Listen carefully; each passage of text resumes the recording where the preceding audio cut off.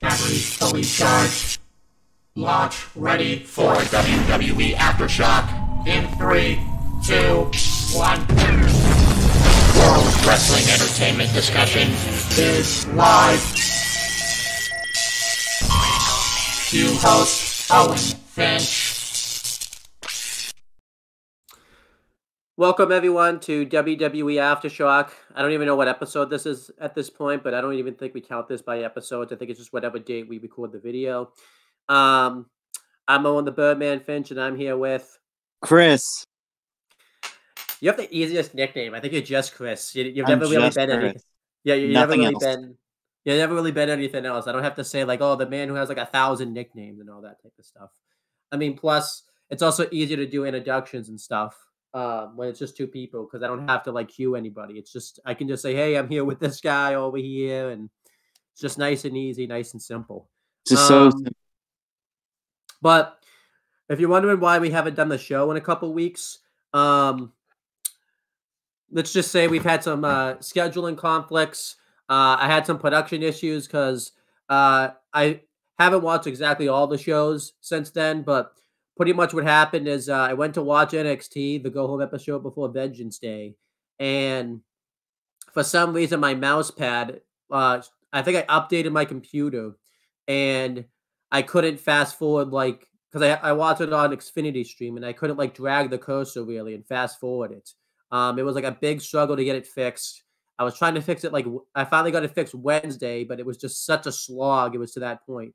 And it ended up biting me in the ass anyways, because that episode of NXT ended up being like commercial free anyways, pretty much. So I could have just watched NXT and it would have avoided all this. But you know, I didn't really know that. But today we're just going to cover the Royal Rumble 2023 because Chris and I haven't watched exactly all the shows since the Rumble. I think Chris has seen more than I have, but we're just going to keep it strictly in conversation with the Royal Rumble. I obviously know some things that's happened. Like I know what the main event of Elimination Chamber is and stuff pretty much, but I haven't seen like exactly everything about it. But we're just going to keep it solely the focus of the Royal Rumble.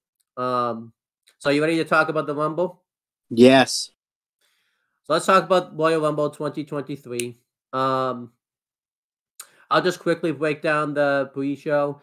If you want like a full analysis of the Rumble, Noah Foster and I believe JJ on his channel did one, and they went through like about everything that happened. So the pre-show was pretty decent. Pretty much it was just kind of them breaking down the matches as typically that it is. It showed some superstars like drawing their numbers. They did it weird this year. Instead of using the tumbler, I think it was just like up on a wall pretty much. And they went, I think it said like the wrestler's name, and they picked their number. I kind of wish they did a little bit more with that because they didn't do a lot with it. I think they had Gabriel Fluffy Iglesias get interviewed, which was pretty cool. You know, he's a big wrestling fan, so it was cool that they had him on. And then we got asked like a really dumb question by like Caleb Braxton about like how like do you watch the product a lot? It was like something stupid like that when there's like literally at the Rumble like geeking out already. At that point. He's like they asked him if he's like a big WWE fan, and I was like, if he wasn't a big WWE fan, he wouldn't be there. Yeah, it's not like I don't even think it was like close to his house or anything like that. It was like he had to fly. I think he had to travel a bit to get there. They did a thing with like Greg Miller and JBL because they were like going back and forth on Twitter, and like JBL threw a pie in his face, and that was kind of a bad segment, but it was kind of like whatever. And then that's basically it. I think the biggest thing that's obviously the funniest thing that happened on the Rumble pre-show was the Jerry the King Lawler when he was asked to pick the Women's Royal Rumble winner. He picked like I think it's going to be someone that hasn't been announced for the Rumble, and it was like half of the Rumble field at that point. It was hilarious.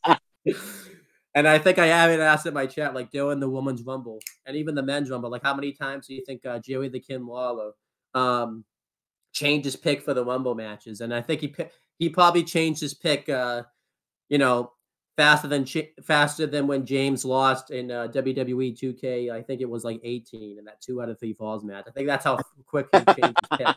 So very fast. There was a bloodline segment, but I think we'll talk about that like once we actually get to the match and stuff. Overall, the kickoff I thought was pretty solid. Nothing really like offensive or anything. I think a match needs to be starts to be showcased again on the kickoff show because there's really no point to watch the kickoff show now if there's no match announced. It doesn't have to be like a big match. Like it could have been like, you know, instead of having maybe like the Braun Strowman and Ricochet versus Imperium match on SmackDown for the SmackDown Tag Title Tournament, they could have easily had it on this show since I think everybody, was pretty much at the show anyways. So, oh yeah, they could have easily have just done it like that day. Or like maybe instead of like a pre-show match. Yeah. Or maybe like do that 4-way qualifying match I recommended. So that way like Braun Strowman and Ricochet on, because I remember they were like added to the tournament like very last minute and all that type of stuff. So yeah, because they didn't like flippy guys. Yeah. Braun Strowman didn't like flippy guys. Pretty decent pre-show. Going through the Rumble itself, Corey Graves and Michael Cole commentated the entire thing. You know, because they're the commentary team for like all of the network events. Which at least we thought that was going to be the commentary team anyway. Yep, I was gonna say you missed one big person. But that's because I have it in my notes. Pat McAfee returned. Now, obviously, you're more up to date about this, but I'm pretty sure because they said that him and Michael Cole had like a FaceTime conversation like earlier in the day. I don't think he was on his podcast or anything, but if they had like a FaceTime conversation, and I think he didn't. Michael Cole even said like he didn't even know Pat McAfee was like in the area because what he probably did was he probably filmed it like in his hotel room, like in a white, like just on a plain white wall and all that type of stuff, where he looked like he wasn't even there and all that type of stuff. And then when he came out, like Corey Graves and Michael Cole like were legitimately surprised. I think we were all surprised because I don't think we expected Pat McAfee to show up. Yeah, I didn't either. Because NFL was still like going on. Obviously, NFL just ended yesterday, so I expect he'll be back in like a full-time capacity pretty soon. The thing with Pat right now is the college football season's over. He does college football game day morning on Saturdays during the football college football season. So that's why he was taken away. But right now, him and his wife Samantha, they're currently expecting a child. Okay. So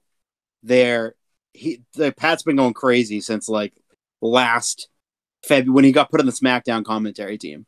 Yeah. So he's taking time off. Okay. So we probably won't see him again for a while, till probably after the baby's born, which is in closer to spring or summertime, like beginning of summer. I could see him. I think Sam's doing like July or June or something like that. I could see him doing an appearance at WrestleMania this year, like maybe behind the booth again. I could see him do that, doing a match or something. Yeah, like a one-time deal. But yeah, so he's not going to be. I don't think he's going to be doing commentary for quite a while. Because he hasn't been on since the Rumble, has he? No, he hasn't.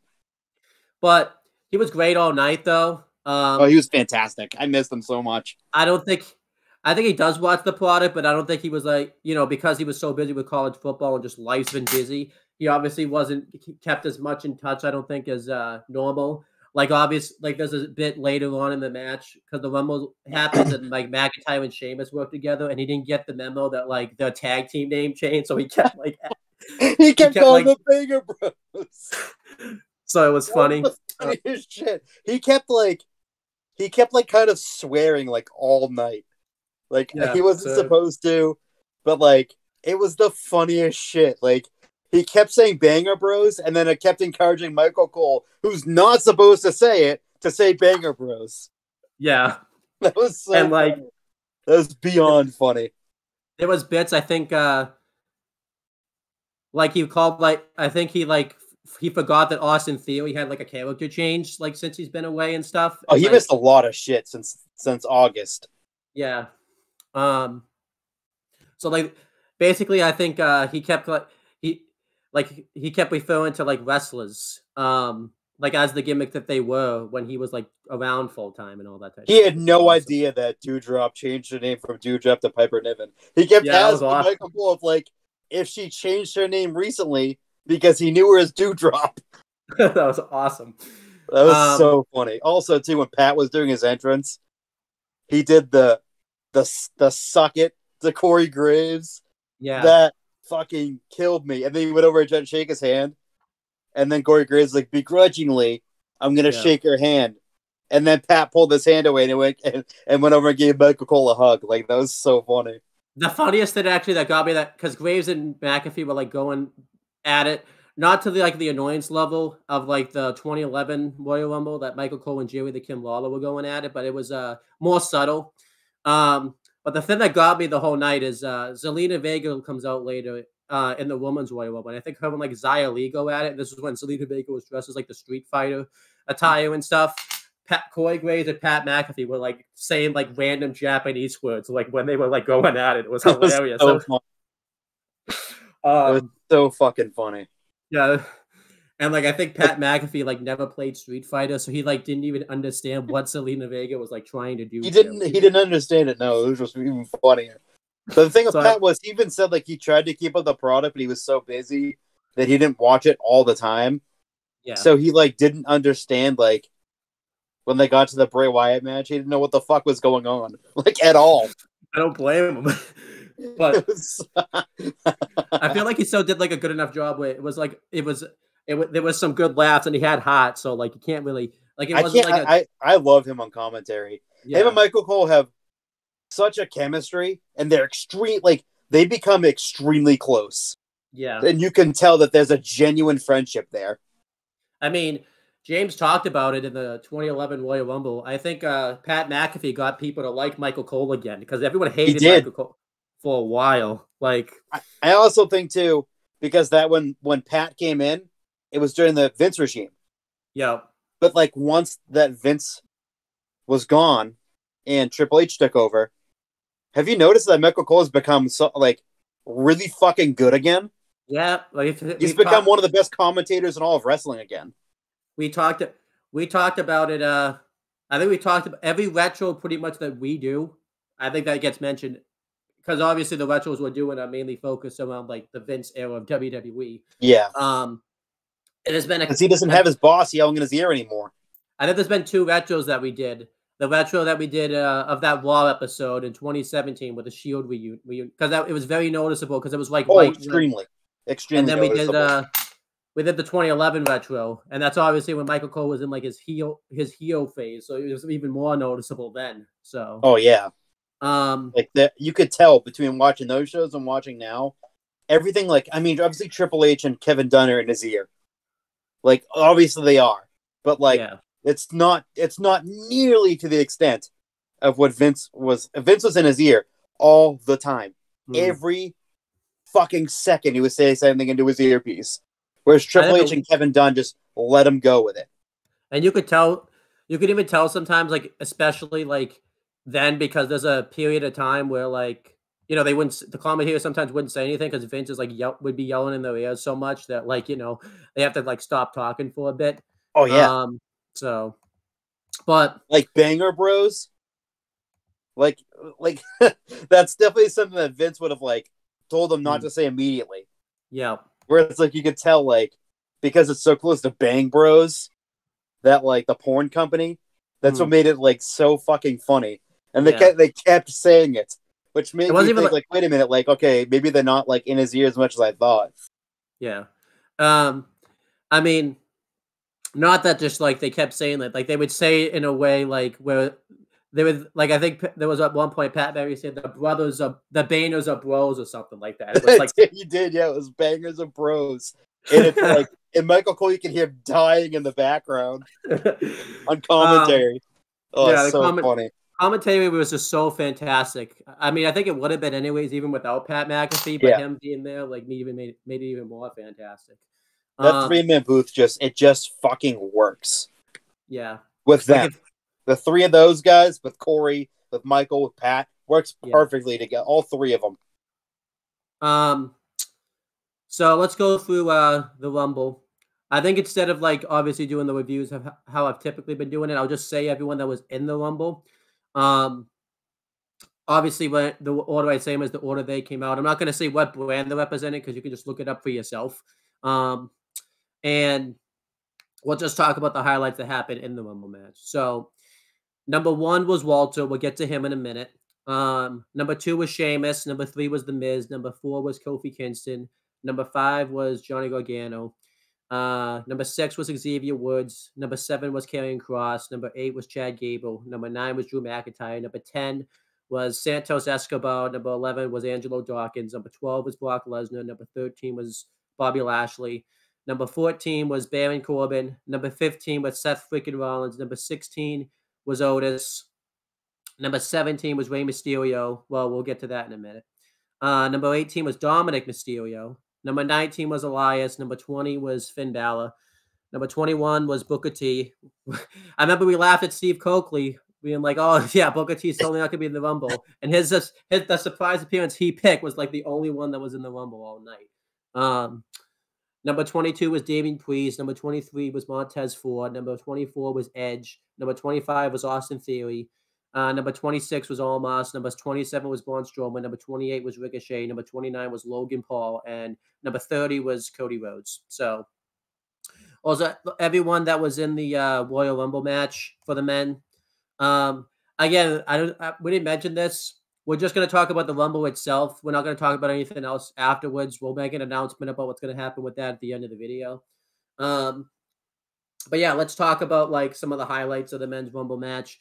Obviously, I think the biggest one was Walter's performance in the match. He lasted out from number 1 all the way to the end. He broke Daniel Bryan's longest time in a Rumble match.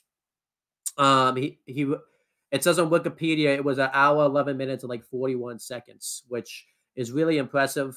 And he really went the distance. He didn't. There wasn't just bits and there wasn't just times where like he just laid there. Like he went at it with about everybody in the Rumble match, I think, at one point. And he looked really good. They made him look like a superstar in that match. And I honestly thought there was going to be a point where he was going to win the Rumble match. That's how good he was doing. And yeah, I think it's just really cool that he had that good of appearance in the Rumble match. Other highlights was Brock Lesnar's appearance in the Rumble match. He eliminated a lot of people, and then him and Lashley went at it, and Lashley eliminated him really fast. Lesnar was in the match maybe a total of 3 minutes, but still was impactful. And afterwards, he like raged. He like destroyed everything. Apparently, I heard that he got some backstage heat from this because he went off script. I don't know about the backstage heat because I feel like you hear that a lot with Brock Lesnar, where like he'll go off script and you always hear he gets backstage heat, and then you find out it's either not true or it's just not much backstage heat. It's just like a talking to or something like that because it doesn't change. Yeah, there wasn't. I mean, he had backstage heat, but it wasn't like severe. It wasn't like anything. They just talked to. They just were talking to him basically. Yeah, but because he fucking slammed the steel steps down on the announce table, and he threw one of the referees over the barricade, even though he wasn't supposed to. Yeah, but Eddie, the guy who got thrown over the barricade, was actually supposed to be the one that raised Cody's arm at the end. Oh, okay.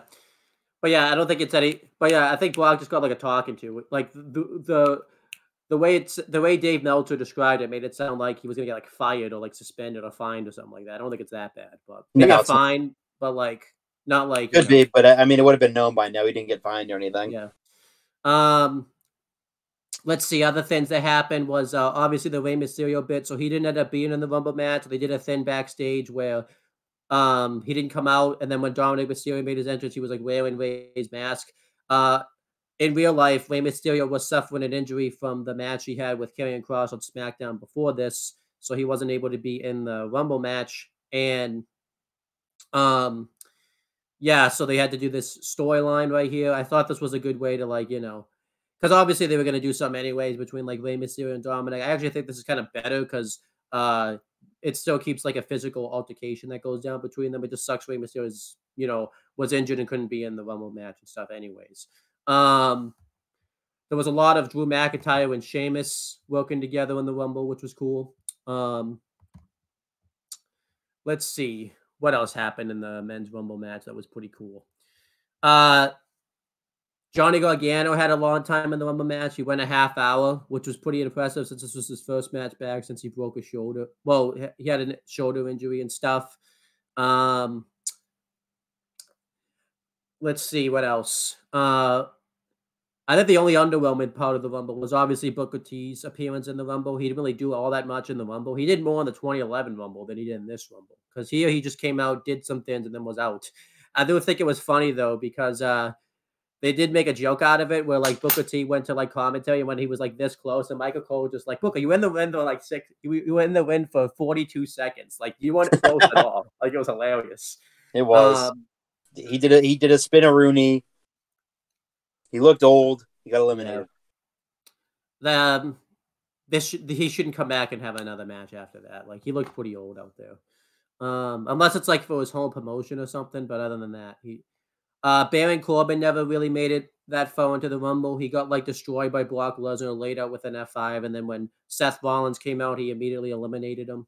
And then, which I loved it. I thought it was funny. It was awesome. They did a thing where Kofi Kingston's big thing this year was, I think it was either Walter or Brock Lesnar took him and like threw him ringside, and he like landed on the chair, like a commentary chair, or one of those rolling chairs. And I guess it ended up being an elimination because he never comes. Like, I thought what was going to happen was like when it came down to like the final 3 or something, he would come back, but it ended up being like an elimination. So that was kind of a shame. Yeah, because I guess he botched like his again, second year in a row. He's gonna stop trying to do these elaborate fucking things. Yeah, but I think he was supposed to land on the chair and then do something with it and get back in the ring. But like when he was tossed out, he kind of, his feet hit the floor and then he fucking smashed in the commentary table while being on the chair. And I think he legitimately hurt himself doing that. Yeah. Then let's see. Obviously, Edge's return was a big thing. He's gonna continue his feud with Judgment Day because he eliminated like Dominic Mysterio and like Damian Priest from the match, and then he got himself eliminated by Finn Balor, and it led to a big brawl where Edge eliminated Finn Balor, and they walked up like the ramp together. They all brawled, and it led to like Beth Phoenix making her first appearance since Extreme Rules and speared Rhea Ripley on the outside, and I thought that was pretty cool. I liked that a lot. And you know, it was cool. Good that Beth wasn't in the Rumble later because that would have been ruined. So I'm glad that they did something here instead of having Beth in the Rumble. I thought that was kind of better. And yeah, I liked that a lot. Let's see. Obviously, Logan Paul's appearance in the Rumble was pretty impactful. Him and Ricochet did like a double crossbody and they both collided. That was really cool. That was insane. That springboard spot. And then I think the other cool thing about it was obviously seeing Cody Rhodes and Walter go at it. You know, Cody Rhodes ended up finally throwing Walter out, but it took Cody like I think a good 5 minutes before Walter finally went out. And it was really cool. I really liked it a lot. There was points where you didn't think Cody was going to end up winning the Rumble match and stuff. And I think, you know, you thought that Walter could have eliminated him and then the Rock would show up because since Ray never officially went into the match, they thought they were going to use that to get the Rock in there. But they just had Cody win the Rumble, which I actually preferred. I mean, I obviously would have preferred like Sami Zayn, which we'll talk about later. But Cody winning, I think, works just as well. And yeah, we'll talk. But I like the Rumble. I gave it like a 5-star rating. It was probably like the best Rumble they've done since I think the 2018, maybe the 2020 Rumble. Because the Rumble last year wasn't all that good, and this was like Triple H's first Rumble that like he's booked and all that type of stuff. So this was a hell of a Rumble match. I thought everybody in the Rumble match looked really well too. Like no one looked weak except Booker T, but he's a legend, so that doesn't really matter. But I thought everyone looked like a superstar, like in the Rumble match. What did you think of the Rumble? The men's. I thought the Rumble was really good. I like that springboard spot with Ricochet. and Logan Paul, just for how insane it was. Cody winning was amazing. Could have done without Booker T, but whatever. They wanted a surprise, and I guess they couldn't get anyone else, so they did the old in-house surprise. But yeah, it was a really, really good Rumble. I really liked it a lot. Cody winning again was awesome. Yeah. And, we'll talk about in the next episode where Cody has gone and stuff since the Rumble and stuff. But yeah, so then we had LA Knight versus Bray Wyatt in the Mountain Dew Pitch Black match. This match was a hell of a spectacle. It was great. I really loved it. Basically, Bray Wyatt looked really scary out there. He had like this, I think, glow in the dark like face paint that like when it glue in the dark, he looked really creepy out there. It was awesome, and it was like a new version of Bray Wyatt and all that type of stuff. And LA Knight tried to do a lot in the beginning to like hurt Bray Wyatt. He even goes off the barricade. There's like a high crossbody to Bray Wyatt through the announcer's table. And then eventually this just was basically the end of LA Knight here because Bray Wyatt just kills him afterwards, beats him with Sister Abigail, and then he takes him over to like the entrance ramp pretty much. And Uncle Howdy appears out of nowhere, jumps off the entrance ramp and puts himself and LA Knight through the supported structure that he was laying on the outside. And afterwards, they all stand together and like not the Firefly Funhouse puppets, but like the versions of them that showed up when Bray Wyatt first came back. All like stood over the stage and all that type of stuff. Like this was awesome. Made Bray Wyatt look like a star.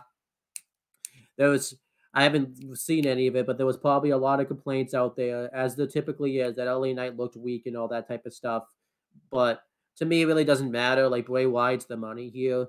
And I think what's going to happen is LA Knight's going to come out of this looking pretty okay. Like, I don't think he'll be seen for a bit. I think he'll come back, though, like, maybe like right before Mania or something and like have a decently big program with somebody. I don't know who it would be. Like it could be like the next babyface on SmackDown or something, but I don't think this is gonna hurt LA Knight. I think fans are just being way too overzealous about that. But I love this. I thought it was awesome. And now it kind of makes you question like what's going on with Uncle Howdy now because they went a completely different direction than I thought that they were gonna go. So what did you think of the Mountain Dew Pitch Black match? I thought it was awesome. I loved the Mountain Dew Pitch Black match. I thought it was fucking phenomenal. I loved it a lot. Bray's over, LA Knight's over. It's not going to kill LA Knight whatsoever. Yeah, at all. Loved the match. Loved it. I mean, there's very few wrestlers out there, anyways, where even if it seemed like they are berries, they'll just cut like a killer promo. Like I've seen like The Miz, Kevin Owens, and like MJF when it looks like they've been buried, they'll cut like this killer promo, and then it ends up like saving their career type of thing. So yeah, absolutely happen with LA Knight. But yeah, then we had like Alexa Bliss versus Bianca Belair for the Raw Women's title. This was pretty good. It was kind of disappointing. I thought this match would have been like a lot better because the match they had on Raw, like in the beginning of the year, was way better than this match. And I don't know what happened here, but it was good stuff. Bianca Belair just won, and that's all there really is to talk about. They did some more stuff with like Uncle Howdy and Alexa Bliss, but kind of the same stuff you've been seeing for a while. They clearly did want to have it like Uncle Howdy, I think, show up again because he showed up like right before this and all that type of stuff. But this match was good, just kind of disappointed. Really not much to it. I agree. Match is extremely disappointing. That it was a Raw match. Yeah. On a pay-per-view. Just like it would have made sense to put the title on Bliss there just because of how many fucking title shots she's gotten recently. And with this new character change and everything, I think it honestly would have made a lot of sense to put the title on her. Yeah. I don't know why they didn't, but I guess they're saving a big title change for maybe WrestleMania. Yeah. But the match, it was just okay. I mean, it's just I feel like they're trying to kill fucking Bianca's momentum just when she's getting to the apex. Yeah, for sure. Um, Going through the Women's Rumble now, we have Rhea Ripley. These are the participants. Again, if you want to know what brand they're on, you can just look it up. We had Rhea Ripley, Liv Morgan, Dana Brooke, Emma. Obviously, Rhea Ripley was 1, Liv Morgan was 2, Dana Brooke was 3, Emma was 4, Shayna Baszler was 5, Bailey was 6, B-Fab was 7, Roxanne Perez was 8. I almost said Dabba-Kato. It's Dakota Kai was 9. Io Sky was 10. Natalia was 11. Candice LeRae was 12. Zoe Stark was 13. Xia Li was 14. Becky Lynch was 15. Tegan Knox was 16. Asuka was 17. Piper Niven was 18. Tamina was 19. Chelsea Green was 20. She's the only one that, well, there's one other person that was a free agent. And actually, 2 other people that were free agents in this match. But Chelsea Green was 20. Zelina Vega was 21. Raquel Rodriguez was 22. Mia Yim was 23. Lacey Evans was 24. 25 was Michelle McCool, which we'll talk about that one later. 26 was Indy Hardwell. 27 was Sonya Deville. 28 was Shotzi. I almost said Blackheart, but you can't say that anymore. Number 29 was Nikki Cross, and number 30 was Nia Jax, which we'll talk about. Good Rumble here. Almost on par with the men's. I probably would have rated the men's and the women's the same had Nia Jax not been in it. To be honest, because I was actually enjoying it just as well. But yeah, the biggest thing was Rhea Ripley obviously won, but the biggest thing that came out of it was the fact that she has the longest time in a singles Royal Rumble match, and she's the only one that went all the way from the beginning to the end in a Rumble match and won. And not just one, she took that spear earlier in the night and had to sell that injury. So that was really impressive. They made Rhea Ripley look really strong there. They made Liv Morgan look pretty strong. I don't think it was enough to save her career type of thing, but it was enough to keep her in conversations for title matches. I just don't think she's ever going to be champ again, just because it flopped so badly before. But B-Fab looked really bad in the match. She was terrible. Roxanne Perez looked pretty good. She only got eliminated by Damage Control. They furthered the feud between Becky Lynch and Bailey by having Becky eliminate Damage Control and then Bailey eliminate Becky, and then I think Becky pulled Bailey over the ropes or something. Oh no, she pulled her under the ropes and they did a brawl and stuff. So there was a big fights. I think now I remember how it happened. Now Becky distracted Bailey and it caused her to get eliminated. That's how it happened. Asuka obviously was a big thing. She came back and she has the gimmick she had in Japan when she was Kana, and has the face paint now and all that type of stuff. That was pretty cool. Obviously, Chelsea Green now has the fastest time eliminated from a Rumble match, but they're gonna obviously have done something with it since. I was personally okay with it because I figured this is gonna be leading to a big thing with Chelsea Green, and I was pretty happy to see Chelsea Green. One, because I like Chelsea Green, but also because this means Matt Cardona is definitely returning soon. Because there's just no way that she would go if he's not coming. It wouldn't really make any sense.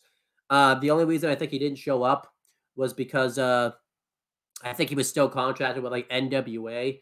Honestly, I would have just broken that contract. It's not like he's going to be hurt by it. What the hell NWA going to do? He's got WWE backing him. They can just easily honestly, it was I think better WWE, than jobbing the fucking Tyrus.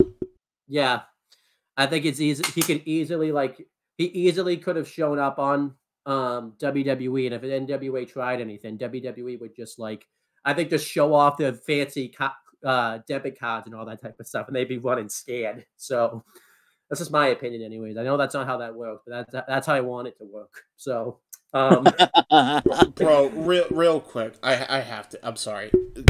Did you guys see the fucking final match that Cardona had in the NWA?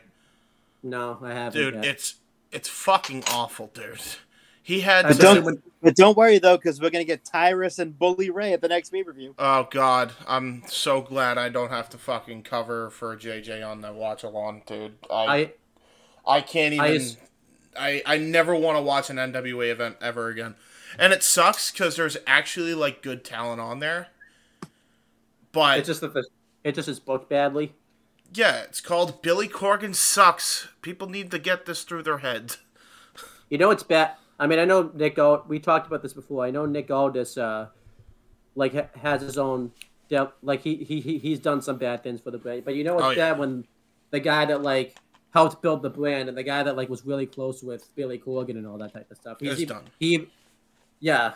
Like, Nick Aldis even went on Sam Roberts' podcast. I think they're both just as fucking bad. I think they were both toxic for that fucking brand. I think they both killed the brand equally. I don't think there's one wrong party or one right. Because as big of a dickhead as Aldis is when it came to the NWA, Billy Corgan was the biggest enabler possible. And now all of a sudden he's bullshit. Yeah. And then what? To fucking put it on fucking Tyrus instead of Matt Cardona, who you should have been giving the fucking world to instead of getting pissed off because he got injured in an indie show. Oh my god, injuries happen. Get over yourself. It really doesn't matter anyways because Matt Cardona's legit going back to WWE, so it's not like they could put the belt on him anyways, but it just because that's probably going to be that match with Tyrus that you talked about probably is going to be his last match outside. I would have preferred Tyrus, bro. His last match outside of the WWE was Tyrus, and he was doing most of the bumping. Dude, Tyrus's knees are so shot, bro. They are so badly shot. Like I actually agree with you that he should have just fucking went against his contract and just gone to the Royal Rumble just to spite Billy Corgan. I don't give a shit. That I know it's unprofessional, but I don't care because the fucker deserves it. He single-handedly buried that entire brand. When they were getting steam around them, he single-handedly killed it by not fucking working with other companies. Especially too, because I was watching like some of Matt Cardona's final stuff he did in the NWA. They were like trying to. They were trying to bury Matt Cardona, like, on the way out, too, type of thing, too. Oh, yeah. Like, yeah, they buried... No, they did. Oh, my God, did they ever. They fucking... Bully Ray helped fucking Tyrus win the belt, and Cardona looked like a fucking jabroni. It was bad, bro. And you could correct me if I'm wrong. I forget the guy he loses to. He lost to, like, some no-name, like, at NWA. I think it was 73 or 74, whatever it was last year. Yes. I forget who it was, but it was, like, some nobody that, like, he had no business losing to. The point is like, it sucks because, like, NWA actually has some talent that is good coming through those doors. And this is coming from a guy that's actually watched the event, unfortunately. Emphasis on the word unfortunately. You mean your traumatic, torturous experience? Yeah, exactly. And it sucks, because, like, Odinson's cool. Kratos is a badass. The fact that he was able to fucking, like, I like Kratos. There are guys there that are good. But it's like, they're never going to push these guys. And you know how I know they're not going to push these guys? Because they didn't push D'Angelo De Niro and fucking Damian Sandow when they had them there and give the fucking belt to either one of those guys. So why the fuck am I gonna expect the fucking Billy Corgan and his shitty NWA to fucking book the world championship on any of those guys that I mentioned prior? I'll say one final thing, then we'll go back to talking about the Rumble. I know the other reason I know they're not gonna push these guys, because like I think Kratos is in New Japan. I don't know if he still is, but when he was with Tom Lawler's group, and it was booked like a star in that group. Yeah, like, still, and by the way, still technically is. Although I don't know. Did you see what happened at NWA? By the way, to fucking Kratos. What happened? So, it's still gross. Like now that I even think about it, but you know how there's supposed to be caps on the fucking square post for safety fucking reasons? Yeah. Guess what the fucking NWA didn't have? The caps? The caps for the fucking for the fucking ring post. So what happens when Kratos' opponent, who by the way was a fucking nobody as well, fucking slingshots him into the fucking post? He punctures himself right on the fucking thing and bleeds profusely all over the canvas. Sounds dangerous. Yeah. Dude, it looked like Eddie Guerrero, bro. It was gross.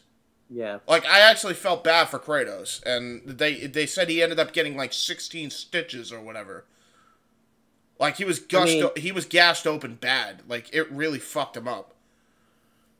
Yeah, it's just I don't know what's going on with that brand anymore. That brand sucks. Yeah. Like, anybody that, like, I understand people, like, trying to say, oh, well, you should support all wrestling, whatever, and to a degree that's true, but not when they're doing bullshit like this. There is way too many options for anybody that's good in the NWA not to go elsewhere. Let the fucking company die. It's not worth staying around anymore. I mean, I've talked about it with Chris. I think the best bet is just that WWE buys it. Yes, it would probably... No, dude, if I'm WWE or AEW or any fucking major company, I'm not touching the NWA with a 9-foot pole anymore. Seriously, I do not want to even touch it. I don't know if Chris would agree with me on that, but I don't think that would fucking work at all now, especially with what they're doing lately. Especially if they're going to bring in Aldis, which... Oh, that's true, yeah. You know what I mean? Like, I would not touch Billy Corgan's bullshit at all. But that's just me. I don't know. Chris, what do you think? Tape library. Yeah, true. That's And all the- they and- are. and the belts. That's all they are to me now is a tape library. Yeah, true, I guess. Yeah, tape library would actually be fucking great. What would that mean, though, for fucking All In? Because if That's true. memory serves me correctly, doesn't NWA own, like, a piece of that content also? Well, technically, the only bit that you could show from NWA is Cody winning the belt, and they have Cody now. So Right, no, that's my point, though. My only issue with that is NWA owns that, but, like, AEW owns and Ring of Honor own the rest of that footage, pretty much, if they own any piece of it. yeah, I don't know. So how do you settle the dispute there? That's like that. I mean, that would be interesting. I mean, that would be fucking something to fucking talk about for all of us. Anyway, my rant on NWA aside, go back to the fucking Rumble. I'm glad Matt Cardona's out of that fucking hellhole. Well, at least we hope so, anyways. God forbid he goes back. Just go to WWE, Cardona, please. Go anywhere besides the NWA at this point. Just get the fuck out. But other things that happened in the Rumble and stuff was Michelle McCool's appearance was really cool. She was shown in the crowd like earlier in the show, and I'm like, okay, so she's either not gonna be in the Rumble or they're just showing that she's there. But then she's shown later again, I think, in the crowd. It's like, okay, so she's not going to be in the Rumble then. Then they play her music, and she came out like in her Uggs and like dressed in like her just street clothes and stuff. I thought that was really cool. It was something different. I don't think we've really seen happen in a Rumble match before. And I thought I liked the fact that they did something new. And I thought this was the perfect person to do it with because it was a legend who was from the area and it popped the crowd really well. And Pat McAfee, it popped him really well too. He did not exceed it. He was so surprised when that happened. Zoe Starks had a good performance. She lasted like over almost a half hour in the match. She didn't do anything like all that significant, but she had that ring time in there. I would have preferred like Sal Roker be in it and do like a big spot with her, like I talked about, but it didn't happen. I didn't understand why Sonya Deville was in the match when she had a SmackDown Women's title match coming up that week, anyways. And the whole thing is she didn't want to be in the Rumble; she wanted to go straight for Charlotte Flair. So that made no sense to me at all. Why don't you talk about, because we both hated it, Chris, and I think you hate. I'm gonna let you rant about it because you hate this person. Want to talk about Nia Jax being in the Rumble? How you felt about that? I felt nothing but hatred. Yeah. I was like, of all the fucking people they could have brought back and brought in, they brought in the most useless, talentless hack known to mankind in Nia Jax. Just a talentless hack. Yeah. And first of all, typical Nia Jax, she botched her entrance too, by the way.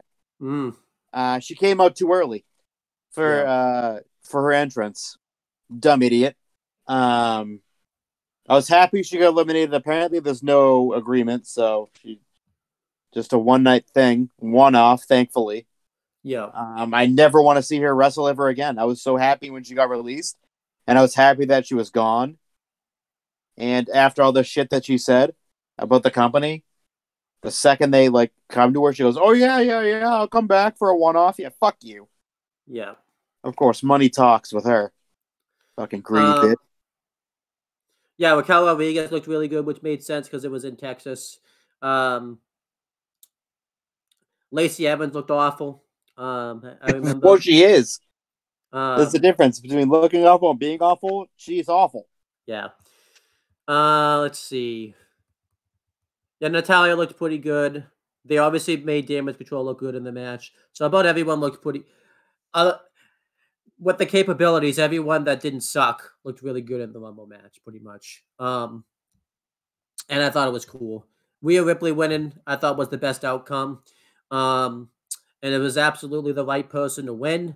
And we'll talk about what comes of it because they did a nice surprise that made sense. But I love it was basically down to the final three where Asuka spit the mist into Liv Morgan's face, and then she got eliminated right afterwards. And it caused Liv Morgan to basically get eliminated. So, and it's obviously pretty cool. They didn't really mention it, but like it's a cool storyline callback because obviously when Rhea Ripley turned heel to begin with, she turned heel on Liv Morgan. So I thought it was kind of cool that they went back to that. So like, if Liv Morgan wins, some type of championship in the future and stuff, they could easily go back to Liv Morgan versus Rhea Ripley and all that type of stuff. So I thought the Women's Royal Rumble was great. I think I gave it like 4.25 stars. Would have been better had some of the talent didn't look bad and some other things happened and stuff. But what did you think of the Women's Rumble overall? I give it 4 stars. It's bordering almost 3 because of Nia Jax, but yeah, I mean it was fine. Yeah, I like some of the surprises. Like Roxanne was awesome. Michelle McCool was nice. I like the inclusion of Michelle McCool. Nia Jackson fucking suck a fat one. Yeah. But yeah, Rhea Ripley winning made a whole hell of a lot of sense. But yeah, it wasn't terrible. And I just want to talk about it since we're talking about both Rumbles. What I liked about him is Triple H actually had faith in his talent and didn't do several surprise entrances. He had I think 3 for the woman and 1 for the men. He actually basically just put a staple on his talent. These are the talent to watch out for. These are the talent that I'm gonna invest in. And he kind of says that a little bit in the press conference after the pay-per-view and stuff like that, where he kind of put a good spotlight on his talent and all that type of stuff, which I think is really good stuff. Because obviously it will make, I think, talent outside the company feel more comfortable about coming in because they're going to be utilized really well, as we've seen with some of the people that were in the men's and the women's rumble. Do you agree with that? Or do you completely think I'm totally not wrong in the wrong there? No, you're not in the wrong. You're right. You are absolutely right. I am right. Damn right I am. Yeah, you are. I agree with you.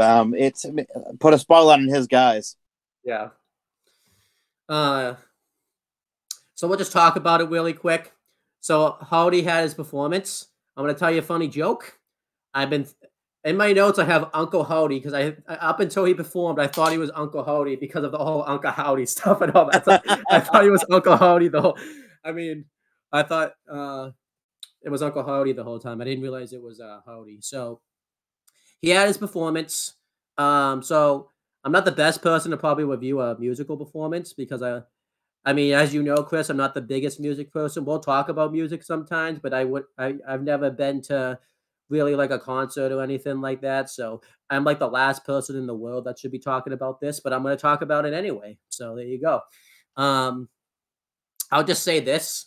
I don't think this was this person's fault because I will say you could tell he wanted to be there because I've seen music acts in wrestling before that you could just tell don't want to be there and just go perform.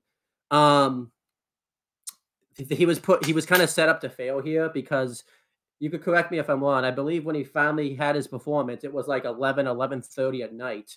And I was kind of just ready for the show to be over at that point. I'm like, yeah, this guy is put in a bad spot. Like he should have been put on like before the women's Royal Rumble match. Yeah, it was bad. He tried his damnedest. He also was he only sang like one song, which was the theme song for the Rumble. And yeah, it wasn't really a good performance, but it wasn't necessarily his fault. He was set up for failure pretty much. What did you think? I thought it sucked. There you go. It was awful. Apparently I read backstage that everyone was kind of laughing at him. So yeah, it just sucked. It wasn't good. I mean, they tried it. I think what sucks is like these aren't the type of music. I mean, I will be real with you. We are getting better theme songs for pay-per-views since Triple H is like taking over in that department now. But these aren't like music that wrestling fans really want to hear type of thing either. Like it's kind of like, I think that's one thing we have heard better songs from in the Triple H regime, but that's one thing I think that really needs to be changed. It's also tough because like I don't think we're gonna see other songs he was using for NXT when he was doing the takeovers and stuff because that was catered to like a hardcore wrestling fans. He has to cater to both markets when it comes to the theme songs for the pay-per-views now and all that type of stuff because you can't just do like full metal music and all that type of stuff because not everyone of like the casual fans liked that stuff, so it's tough. You could say, well, they could get Smashing Pumpkins as the wrestling fans. As James just said earlier, I wouldn't do anything with Billy Corgan at this moment until he fixes NWA. So, because honestly, I think what happens is if you try to do anything with Billy Corgan, he's going to try to get you to do stuff with NWA, and I'm not touching that at this moment. So, you can touch it if you want, Chris, but I ain't touching it. Nope. Well, let's just get to the main event. That's really what's worth talking about here. It was the WWE Undisputed Universal Championship match. It was Roman Reigns versus Kevin Owens. So on the kickoff, I like how they kind of wrote Sami Zayn out of the Rumble match where Roman Reigns basically backstage just told Sami Zayn that he's going to be with him the whole night, which I thought was a nice way to keep Sami Zayn from like being in the Rumble match. I thought that was kind of cool. Because I thought what was going to happen was he was going to have Sami Zayn in the Rumble match to like prevent somebody from winning it. But I thought this was a better outcome here. And they had like a really good match with each other. Obviously, the wrestling in the match wasn't really important. It was more the storyline that was going on with like Sami Zayn. But I know they've had like 3 matches at the Rumble. This might be the best one, honestly, that they've had. I know they had one in 2017. That was a good one, but I think I think because it had the shock cage gimmick, that kind of ruined that match. And then the last man standing match was great. I remember the finish kind of ruins that match, and also it takes place in like the Thunderdome era, and there's no fans for that match really. So I think this might be the best one by default. Not saying the other ones were bad. I just think it's by default pretty much. Again, had the last man standing match taking place in front of a crowd, a real crowd. I probably would have said that one's the best one. But yeah, so I really like this a lot. They made Kevin Owens look really strong here. Eventually, Roman Reigns just starts destroying him. He takes his head and just smashes it twice. I think like head and spine first across the steps was like something I've never seen before. I was really scared when that happened. Eventually Roman Reigns finally won. He was being very mean to Kevin Owens. It wasn't very nice. Roman was mean. Yeah, I know Kevin Owens has been like a huge problem for him, but this was really unnecessary. This did not need to go down this way. But then, he clearly solved the Kevin Owens problem, but I guess he had to just be sure he solved it. He continues to just be mean to poor Kevin Owens. He's out there just trying to win a match, and he doesn't even do it himself. He sends the bloodline, his family down there to beat up Kevin Owens some more. Like what? That's just mean. Like that was very mean. What a cruel individual. Huh? What a cruel individual. Yeah, they just destroyed Kevin Owens. There was a bit in the match, by the way, which I feel like needs to be addressed, when Roman Reigns had Sami Zayn he wanted him to grab a steel chair, but like earlier in the back, Roman Reigns told Sami Zayn not to do anything. So Sami Zayn was just trying to follow orders, but of course, Roman Reigns set him up for failure and changed the orders on him. So he went and grabbed the chair, but because Sami Zayn delayed it, it led to him nearly losing the championship, which we predicted that was going to happen someday, and it did happen. That was not Sami Zayn's fault, though. He was given two instructions, and he was just trying to follow his orders, and Roman Reigns set him up for a bit failure there. He set him up for worse failure than Uncle Howdy, apparently. So, yeah, they just beat up poor Kevin Owens, who was just trying to win a match. But then Sami Zayn, he was not having an easy time watching this, and like Roman Reigns was like trying to force him to watch it, and he didn't want to watch that. You could just tell he didn't want to see any of that. And then coolness continued because he tries to get Sami Zayn to prove his loyalty to the bloodline, and Sami Zayn realized this was too much, hit Roman Reigns in the back with the steel chair, which is absolutely what he should have done. It was the right thing to do. Unfortunately, it led to Sami Zayn getting destroyed. But Sami Zayn was no matter what, it's going to come out the most moral out of this because he stood with his beliefs and he stood by his best friend, Kevin Owens, who he doesn't know is his best friend yet, but he will be his best friend very soon. And yeah, they had an epic beatdown, and it doesn't just end there, though. Jey Uso is upset about this because, he went to bat for Sami Zayn all that week and really stood up for him. And he takes off, and he doesn't really know what to think about any of this. And they just beat up Sami Zayn, and that was the end of the segment. This segment was awesome. This match was awesome. The match itself is like 4 3/4, but if we were included the segment along with it, it'd be like a 5-star segment. The segment was awesome.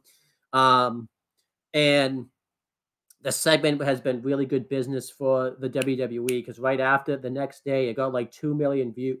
No, I think it got like 24 million views on YouTube the next day. Like a lot of people watch it on their YouTube channel. And yeah, this segment was just really effective. It's just a shame Roman Reigns had to be mean in the segment, but that's just how life works sometimes. But yeah, what do you think of this? It was awesome. This right here was the best piece of work WWE's done in forever. I was actually going to interject as well. Best pay-per-view ending in years. Yeah. It made so much fucking sense. Yep. They drew you in. They sucked you in emotionally too. You wanted Sami Zayn to hit Roman with the chair. Yeah. You wanted him to. It was building up to that moment, and I was just sitting there going, Sammy, just do it. Come on, Sammy, do it. Do it. Just like it sucked me into it. Like I was there in the arena watching it live. It sucked me in. Yeah. It was the best. Well, you weren't in the arena. You weren't in the arena, but you were at home. Yeah. It was, honest to God, it was the best long-term booking WWE has done, and I don't even know how long. Because, I mean, if you want to think about what Vince was booking and how Triple H has weaved it into such a perfect story. Jey Uso main evented against Roman Reigns back in 2020. It all ties back to that, and everything leading up to that is just there. It's brilliant. It's fucking brilliant. And now you got Cody involved as well, and that whole long-term booking that goes back fucking years that they've brought to everybody on screen. It's fucking brilliant. They're making Roman, like, his title reign could be a threat before even Mania. They're making it like, oh my God, Roman could lose the title before Mania. Yep. Yeah, this has been awesome. Like, they made so many stars out of this. Yeah. And to think about this too. Think about this. They chanted "fuck you, Roman" after everything went down. Anybody remember the night after Mania 33? Dude, what a fucking callback that is. So I don't think Roman... I couldn't believe it. I don't think Roman has gotten this much hate during his heel one. With a crowd anyways, because obviously most of his heel one in the beginning took place in the Thunderdome. But I don't really count that as really booed because they were obviously controlling the crowd then. But this is like the most hate I think he's gotten. I think during his heel run. Like, it was awesome. I love how there was still those twists and turns in there. Like, we expected that it was going to be Roman that kicked Sami Zayn out of the group, but Sami Zayn was the one that pulled the trigger first, and then Roman finally kicked him out of the group. Like, that was awesome. Like, and, you know, I think the one thing I just want to address is a lot of people are comparing what's going on now with the Roman bloodline, Sami Zayn, Cody thing to the 2014 thing with, you know, Daniel Bryan, because, you know, they think Sami Zayn's being screwed out of the main event. It should be him versus Roman Reigns. Cody's in the Batista role. Sami's in the Daniel Bryan role. Roman's in the Randy Orton role. I completely disagree with that for several reasons. First, Cody's at least over. Nobody wanted Batista in the main event. I think people pretty down with Cody in the main event. Second, at least Sami Zayn's going to be in the storyline somehow at Mania, regardless of if he's challenging for the belt or not. If you remember, Daniel Bryan wasn't even going to be involved in the Authority storyline. He was going to wrestle Sheamus at WrestleMania. Thank you. And as for Roman Reigns and the Randy Orton comparison, that's like not even comparable. No. Because Randy Orton's title reign going into Mania, no one really talks about, was not interesting at all going into WrestleMania 30. Roman Reigns' title reign is at least interesting going into WrestleMania. Randy Orton was doing his typical every now and then extremely bland heel gimmick. Yeah, pretty much. It's a lot of people say that because Sami's more over than Cody. That's not even the case. They're both equally over. What's going to happen? They're both massively over. Here's the thing that people forget. There's going to be a way where they're going to do Kevin Owens and Sami versus the Usos. That's clearly where they're going to go for Mania. And that's in the bloodline. Who the fuck is to say that after Mania, we forget there's a backlash after Mania? Yep. Who's to say Cody, after he wins the belt off Roman, doesn't give Sami the first shot? Exactly. Also, let's also talk about this too. There's still a chance Sami can main event WrestleMania, because let's not forget Mania has 2 nights now. I'm not saying they're gonna, but they could easily put the tag title match in the main event of one of them. I think that's what they're gonna do. I think night one is the Usos versus Kevin and Sami, and I think night 2 is Roman versus Cody. Yeah, that's what I'm hearing. I know people want the option of Sami Zayn going into WrestleMania with the triple threat thing like they did at 30. That can't happen this year because Roman has to lose the belt this year, and I want him to take the pinfall. Like, you don't have him have this title for too long if he's not going to be factored in the decision to lose the belt. Like, let's say Sami gets put in the match. Mm-hmm. Cody or Roman win. Guess who's eating the pinfall? Not Cody, not Roman. Yeah, it's Sami. Mm. Exactly. And guess what? That kills all of his fucking momentum. You don't want to do that. So now you want to keep his momentum going. How about, hey, let's take a step back and actually use our fucking eyes for the first time in our lives and look at the big picture. What's a marquee match that you can put on night 1 of WrestleMania to counteract night 2 of WrestleMania, which is the mega match between Roman and Cody? Let's see. Jimmy and Jay versus Kevin and Sami. I wonder how they're going to set this up. Oh, it's pretty obvious. Jay's going to turn on Sami. There you go. There's your fucking match, because Jimmy's already turned on Sami. I mean, to be honest, too, if you think about it, if all that happens, there's more of a storyline reason anyways for the Usos versus Kevin Owens and Sami Zayn, because the storyline between Sami and Jey Uso has been going on since, like, June. So Yeah. Jay viscerally hated Sami for half the year. It wasn't until Survivor Series, War Games, that he accepted Sami into the group. He did. And that's assuming, by the way, what you're going on, Chris. That's assuming they're even going to do a Russo swerve. It very well could just be Kevin. They could pull an Elite fucking Young Bucks deal. Like the Hangman and Kenny versus Elite deal. They could do the deal where Kevin Owens hates the fucking bloodline with a burning passion. Sami has respect for Jay, and they could have Jay turn on Jimmy and lose Yeah. the titles that way also. Like, nobody's even thinking about that either. Like, Yeah. because they just had, what was it, on SmackDown, I think, Jimmy and Jay were cool, but Sammy and Jay were also cool. So they very Yeah. well could go down that road as also. Which, And they did a little secret little. yes. Sammy found Jay in the parking lot in a secluded area. Right. Which, by the way, and I have to put this in perspective. This is the most unpredictable WrestleMania I don't even know how long. And it's all because of how they booked Roman's title run. Everything feels unpredictable now by default. Top notch.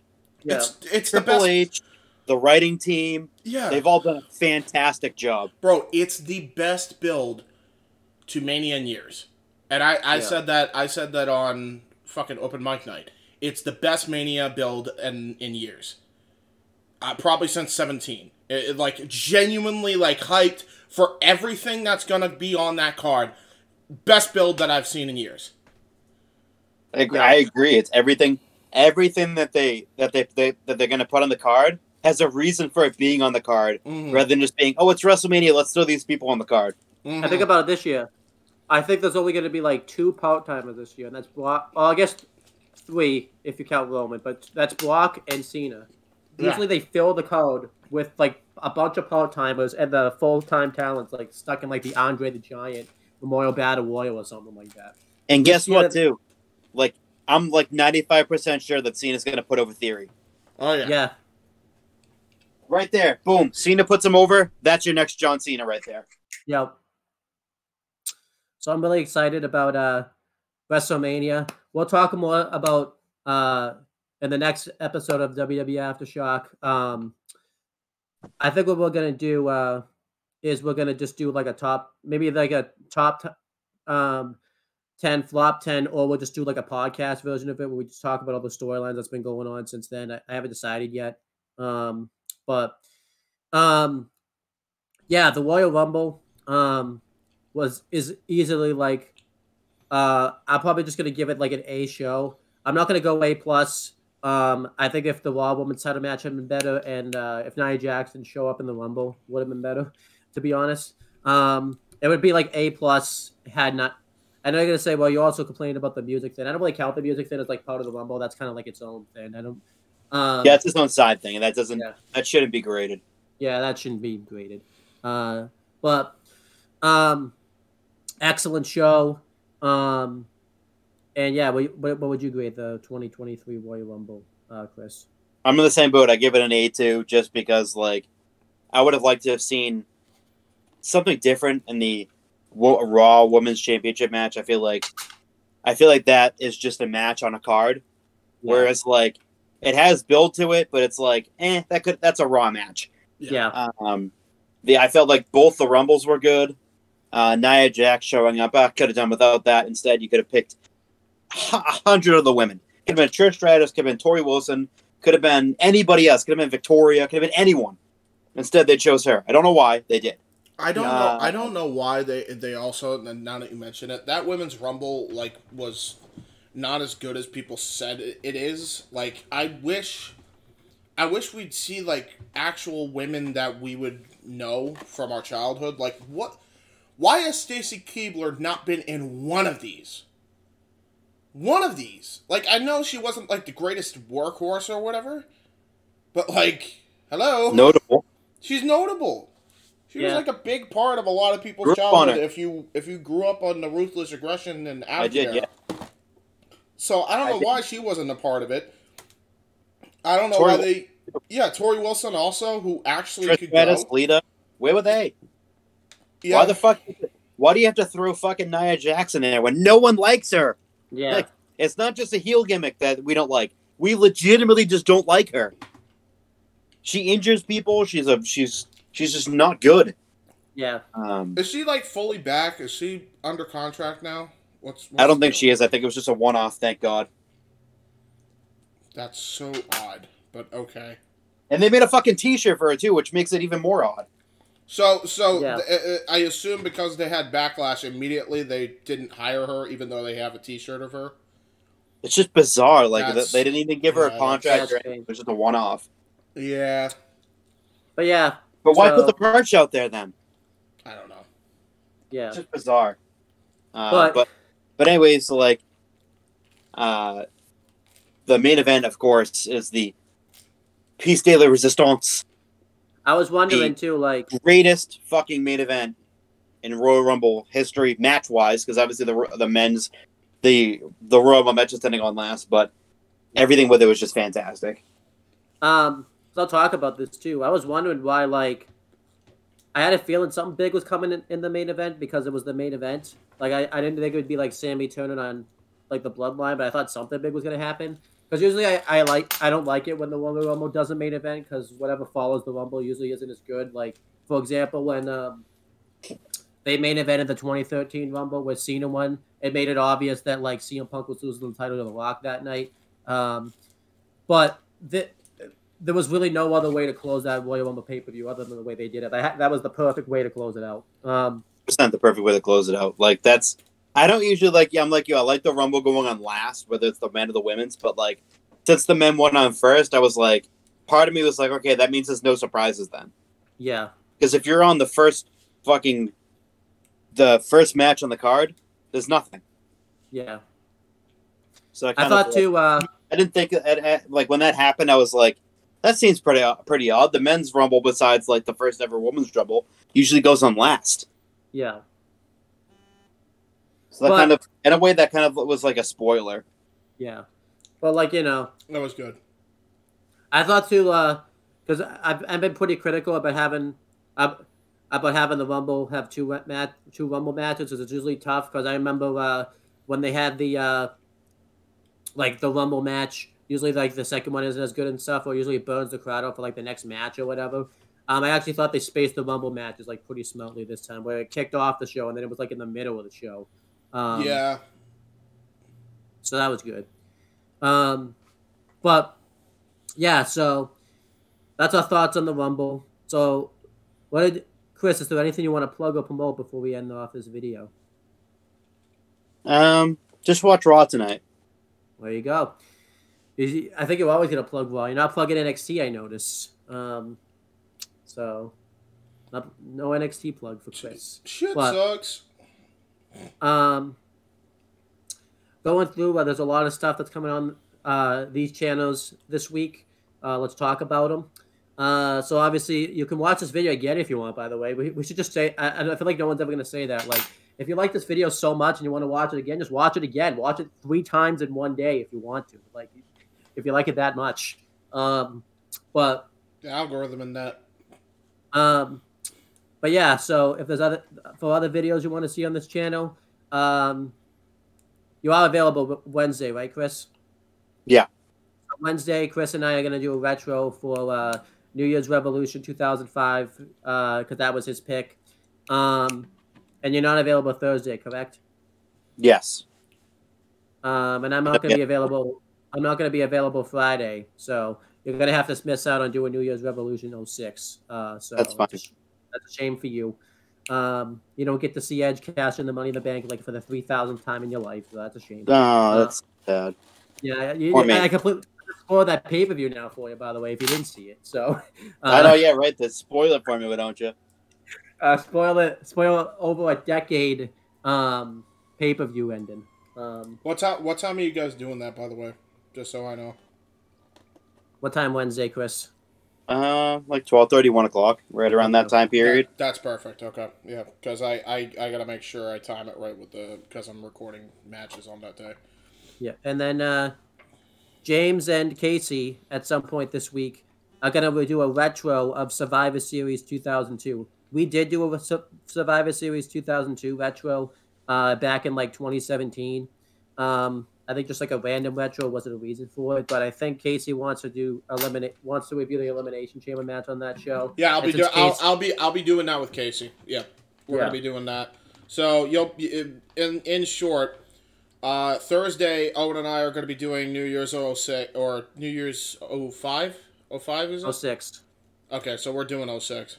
Okay, I'm confused. Wait, I thought Chris was doing 06. No, Chris and I are doing 05, and You and I do in 06. Okay, so that's perfect then. And then, so Chris and Owen for 05, me and Owen for 06, Casey and I for Survivor Series 02. So pay-per-views that had the Elimination Chamber. Yeah. And then after this, and then Saturday, we're going to do another WWE Aftershock.